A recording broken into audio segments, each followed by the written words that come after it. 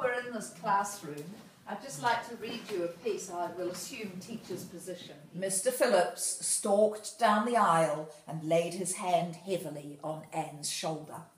"Anne Shirley, what does this mean?" he said angrily. Anne returned no answer.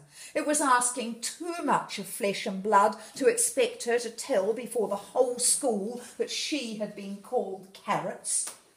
Gilbert it was who spoke up stoutly. "It was my fault, Mr. Phillips. I teased her." Mr. Phillips paid no heed to Gilbert. "Oh, how could you, Anne?" breathed Diana as they went down the road, half reproachfully, half admiringly. Diana felt that she could never have resisted Gilbert's plea. "I shall never forgive Gilbert Blythe," said Anne firmly. "And Mr. Phillips spelled my name without an E too. The iron has entered into my soul, Diana."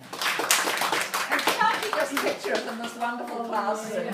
The crickets and the blackboard, and Mr. Phillips down the back with one of the older students, and you can just see it all happening in this room. And there's a cracked slate. And there's even a cracked slate, yeah.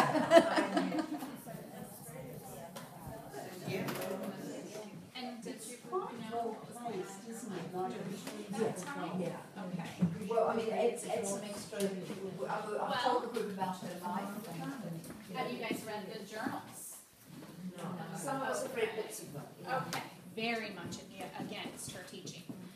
And then she got word that she would get the position here to cover for Al Leard. And the first night that she got there was 2 sons in the house, and she writes in her journal about how, at first look, the 2 sons, it was the younger one that she preferred, but then the older one took her fancy. And her and him carried on quite an affair, and he was supposedly the love of her life. There's also a Beatrix Potter replica now, a replica of Beatrix Potter's house in Japan, built identically to the one in the Lake District. They love her. Yeah.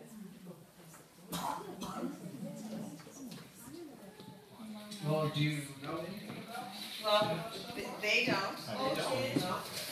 So Lucy Maud taught here in around 1897. It was one of the last schoolhouses that she would have taught in. This is the man that Lucy Maud really loved. Oh, the viewer, but he was common pie, so she wanted to. Oh, yeah.